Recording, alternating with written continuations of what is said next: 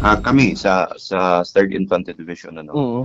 ang kamatayan ni Rinaldo Bucala is Mm. not just a victory of the Philippine Army. It's not just a victory of the armed forces of the Philippines. It's not just a victory of the Philippine government, but this is actually a victory of the Filipino people.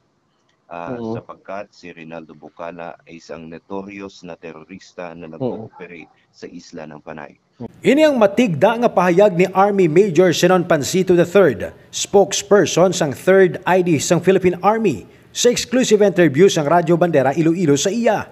Dugang pa ni Pancito nga madugay na nga gen-identify sang Philippine Army si Rinaldo Bucala nga isa ka notorious nga terorista.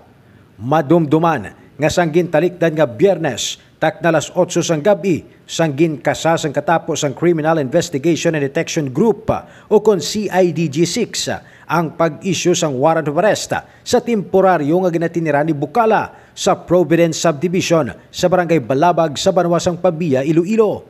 Sa pahayag ni Police Lieutenant Colonel Gervasio Balmaceda, Chief sang CIDG-6, sang nagpalapit na ang mga operatiba sa ginarentahan ng apartment ni Rinaldo Bucala, ginbuksa ng mga ini sang ginaligar aid ni Bucala nga ginkilala kay Willie Argeles Ipago. Apang antis nga tawagon ng subject sa warrant, ginaaligara nga sa pagbalik ni Ipago, nagpalupok ini sang armas luthang nga ginkaigo sang isa ka pulis, apang maswerte lang nga nakasuksok ini sang bulletproof vest. Bangod sini, nagbalo sa mga kapulisan kag didto na napuruhan kag naiguan si Bucala kag si Ipago nga gintunaan grayon sang ila kamatayon. Nahibaluan man wakakaso sang murder, destructive arson with physical injury kag destructive arson with frustrated homicide ang mga kaso ni Bucala nga ginaatubang.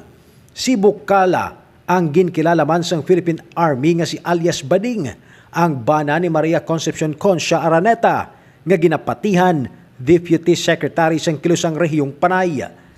Lakip man sa narecover 35 kalibre nga pistol, empty shells, assorted nga cellphones kag subversive documents sang crime scene.